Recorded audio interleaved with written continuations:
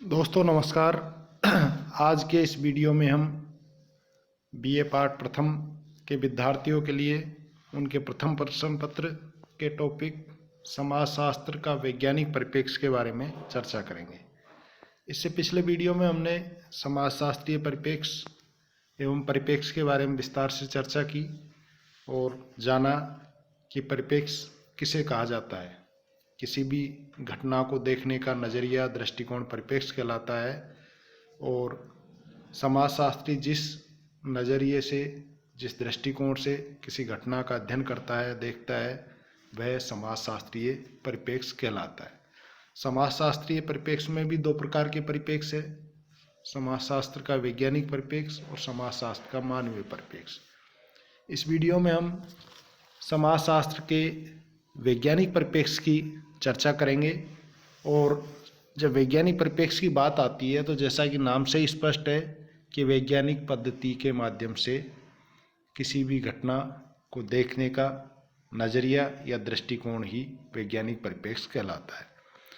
वैज्ञानिक परिप्रेक्ष्य के समर्थक विद्वानों में समाजशास्त्र के जनक ऑगस्ट कॉम्ट, जिन्होंने समाजशास्त्र की रचना की 1838 में, समाजशास्त्र का नामकरण किया, वो सबसे बड़े समर्थक और इसके जनक माने जाते हैं और इन्होंने इस बात पर जोर दिया कि समाजशास्त्र में वैज्ञानिक दृष्टिकोण से घटनाओं का अध्ययन किया जाना चाहिए। दूसरे इमाइल दुर्खिम, ये भी फ्रांसीसी समाजशास्त्री है और फ्रांस में इन्हें ऑगस्ट कॉम्ट के उत्तराधिकारी के रूप में जाना जाता है।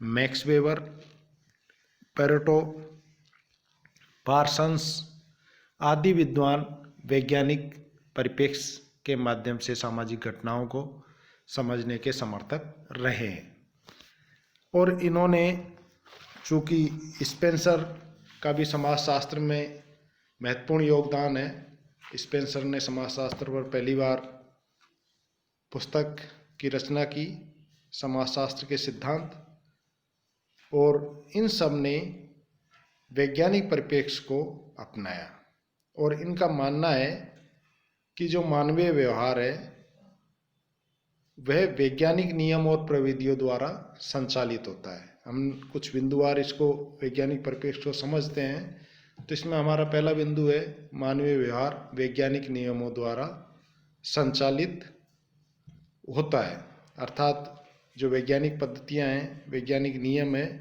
वैज्ञानिक प्रविधियां हैं, उसके अनुसार ही मानवीय व्यवहार अपने आप संपन्न होता है। लोग समान परिस्थितियों में समान व्यवहार करते हैं और उनका यह भी मानना है कि मानवीय व्यवहार आकस्मिक व्यवहार नहीं होता है, बल्कि परिस्थितियां समान रहे तो वो एक जैसा ही रहता है। दूसरा जो बिंदु है हमारा, मानवीय व्यवहार में कार्य कारण संबंध पाया जाता है। तो इन विद्वानों का भी मानना है कि मानवीय व्यवहार कार्य कारण संबंध द्वारा संचालित होता है। इसके संबंध में ये कहा जा सकता है कि कोई भी घटना बिना कारण के घटित नहीं होती है। मानव का जो व्यवहार है वो भी अतीत की घटनाओं से प्रभावित होता है। तीसरा जो बिंदु है हमारा, मानवीय व्यवहार का पूर्वानुमान या भविष्यवाणी, अर्थात यदि परिस्थितियां समान रहे तो मानवीय व्यवहार के बारे में जो भविष्यवाणी की जा सकती है या पूर्वानुमान लगाया जाता है वो लगभग सटीक उतरता है। चौथा जो बिंदु है वो है समस्या को परिभाषित करना। इन विद्वानों का मानना है कि समाजशास्त्र में वैज्ञानिक परिप्रेक्ष्य को अपनाया जाता है और सबसे पहले हम किसी अध्ययन या घटना का अध्ययन करते हैं। अध्ययन करने से पहले समस्या का निर्धारण करते हैं कि हमें किस समस्या पर या किस विषय पर अध्ययन करना है और उस विषय को या उस समस्या को परिभाषित किया जाता है कि हमारे दृष्टिकोण से वह समस्या क्या है। पांचवा जो बिंदु लिया है उपकल्पना का निर्माण या प्राकल्पना का निर्माण। चूँकि उपकल्पना प्राकल्पना अध्ययन को एक दिशा देने का कार्य करती है और अध्ययनकर्ता एक सुनियोजित ढंग से अध्ययन करने के लिए एक पहले से एक पूर्वानुमान निष्कर्ष के रूप में बना लेता है। आवश्यक नहीं है कि वह हमारा जो पूर्वानुमान है, उपकल्पना है, वो सही साबित हो, वो गलत भी साबित हो सकती है। और अध्ययनकर्ता का उद्देश्य ये नहीं होता है कि उसे सही साबित करना हो, बल्कि वह तो अध्ययन के दौरान उस उपकल्पना की निरीक्षण करता है, उसका परीक्षण करता है कि जो उपकल्पना बनाई गई है इस संदर्भ में, इस घटना के संदर्भ में, क्या सही है या गलत है। तो उपकल्पना का निर्माण वैज्ञानिक परिप्रेक्ष्य में किया जाता है, वैज्ञानिक दृष्टिकोण से किया जाता है। और उसके बाद नेक्स्ट टॉपिक है समस्या का समाधान सुझाना। वैज्ञानिक क्या है का अध्ययन तो करता ही है, और साथ ही उस समस्या का समाधान किस प्रकार से हो सकता है वो सुझाव भी देता है कि कोई भी समस्या का निदान क्या हो सकता है, ये भी वो अपने अध्ययन के द्वारा ज्ञात करने का प्रयास करता है।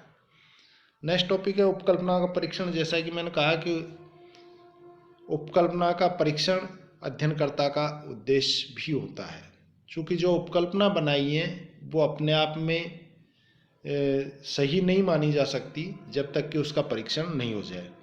और अध्ययन के दौरान अध्ययनकर्ता का जो उद्देश्य होता है वह ये नहीं होता है कि उसको सही साबित करना है, बल्कि वो गलत भी साबित हो सकती है, सही भी साबित हो सकती है। इसलिए अध्ययनकर्ता बिना किसी पूर्वाग्रह के, बिना किसी पक्षपात के उपकल्पना का भी अध्ययन के दौरान परीक्षण कर लेता है। इसके अलावा नेक्स्ट टॉपिक है सिद्धांतों का निर्माण वैज्ञानिक परिप्रेक्ष्य में। चूँकि अध्ययन वैज्ञानिक ढंग से किया जाता है तो स्वाभाविक है कि सिद्धांत तथ्यों का संकलन होगा, उनका वर्गीकरण होगा, सत्यापन होगा, निष्कर्ष निकाला जाएगा और उन निष्कर्षों के आधार पर कोई न कोई सिद्धांत का निर्माण होगा और वह सिद्धांत संपूर्ण समाज में लागू किया जा सकता है। नेक्स्ट टॉपिक सिद्धांतों की पुनर्परीक्षा, अर्थात वैज्ञानिक परिप्रेक्ष्य में पहले से जो सिद्धांत चले आए हैं जो कि अध्ययन के आधार पर ही बनाए गए हैं, लेकिन समय परिस्थितियां बदलने पर सिद्धांतों में परिवर्तन की संभावना रहती है। इसलिए समय समय पर पूर्व में बनाए गए सिद्धांतों की पुनर्परीक्षा भी की जा सकती है। और अंतिम जो बिंदु है निष्कर्षों का विश्लेषण, अर्थात अध्ययन के दौरान जो निष्कर्ष निकाले गए हैं, जो निष्कर्ष आया है, उसका भी समय समय पर विश्लेषण किया जा सकता है। चूँकि निष्कर्ष में भी कहीं कोई परिस्थितियां बदल जाती है तो निष्कर्ष भी बदलने की संभावनाएं रहती है, इसलिए निष्कर्ष का भी विश्लेषण किया जा सकता है। रॉबर्ट के मर्टन ने बताया है कि समाजशास्त्रीय परिप्रेक्ष्य को वैज्ञानिक स्वरूप प्राप्त करने के हेतु विज्ञान की प्रमुख विशेषताओं को मान्यता देनी होगी। चूँकि मैंने शुरू में ये चर्चा की है कि मानवीय व्यवहार वैज्ञानिक नियमों द्वारा संचालित होता है, वैज्ञानिक प्रविधियों द्वारा संचालित होता है, तो इससे स्पष्ट है कि समाजशास्त्र के वैज्ञानिक परिप्रेक्ष्य में वैज्ञानिक विशेषताओं का भी समावेश होता है। टालकट पार्सन्स ने अपने वैज्ञानिक पृष्ठभूमि के कारण अपने समाजशास्त्रीय अध्ययनों में वैज्ञानिक परिप्रेक्ष्य को ही अपनाया है। आपने प्राकृतिक विज्ञान और सामाजिक विज्ञानों में अंतर करते हुए बताया है कि विषय वस्तु की दृष्टि से ये एक दूसरे से भिन्न है, परंतु आपने सामाजिक विज्ञान में, प्राकृतिक विज्ञान में प्रयुक्त होने वाली सामान्य पद्धतियों को कार्य में लेने पर जोर दिया है। चूँकि पार्सन्स की मान्यता थी कि अवधारणाओं और सैद्धांतिक व्यवस्थाओं को आनुभविक रूप से प्रमाणित किया जाना चाहिए और इनकी इसी मान्यता ने उन्हें प्रत्यक्षवादी बना दिया। वर्तमान समय में भी बहुत सारे समाजशास्त्री हुए हैं जिन्होंने समाजशास्त्र में वैज्ञानिक परिप्रेक्ष्य को अपनाया है। जैसे उदाहरण के लिए हम देख सकते हैं जेटरबर्ग है या योगेंद्र सिंह है, तो इस तरह के बहुत सारे समाजशास्त्री हैं जिन्होंने समाजशास्त्रीय सिद्धांतों के प्रतिपादन में नियमों का उसी कठोरता से लागू किया है जिस प्रकार से गणितज्ञ अपनी गणना संबंधी सिद्धांतों की खोज करने में करते हैं। अनेक समाजशास्त्री ये मानते हैं कि समस्त सामाजिक घटनाओं एवं मानवीय व्यवहार वैज्ञानिक रूप से संचालित होते हैं।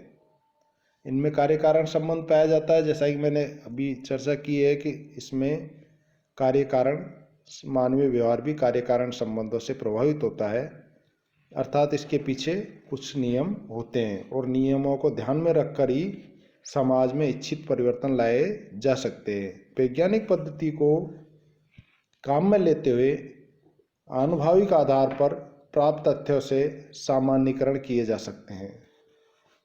भविष्यवाणी की मैं आपसे चर्चा कर चुका हूँ कि मानवीय व्यवहार के बारे में पहले से भविष्यवाणी की जा सकती है।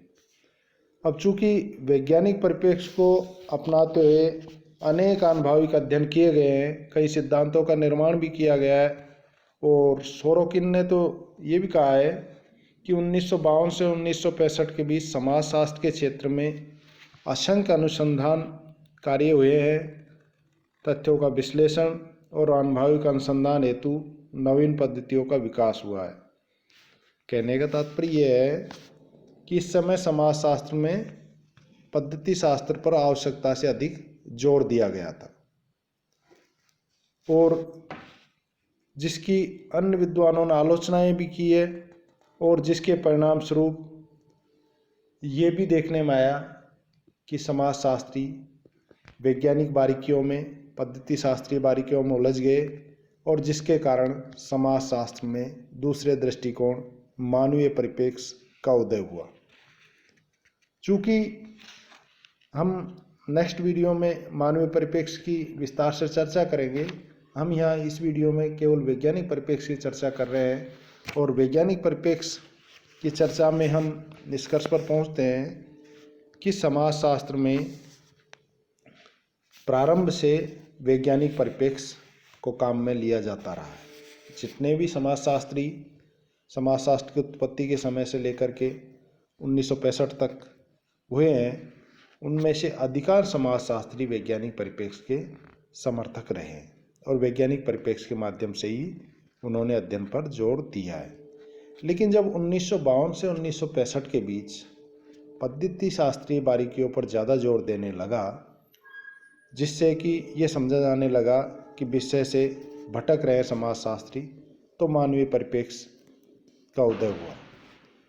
तो हम नेक्स्ट वीडियो में मानवीय परिप्रेक्ष्य के बारे में बात करेंगे।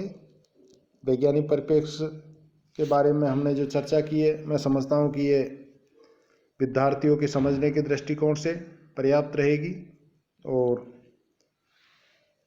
इनको टॉपिक वाइज समझ करके हम, चूँकि परीक्षाओं में इस तरह के प्रश्न आते रहे हैं और आने की संभावनाएं रहती है कि समाजशास्त्र के वैज्ञानिक परिप्रेक्ष्य को समझाते हुए उसका विश्लेषण कीजिए, तो उसमें हम इस ढंग से विश्लेषण कर सकते हैं। धन्यवाद।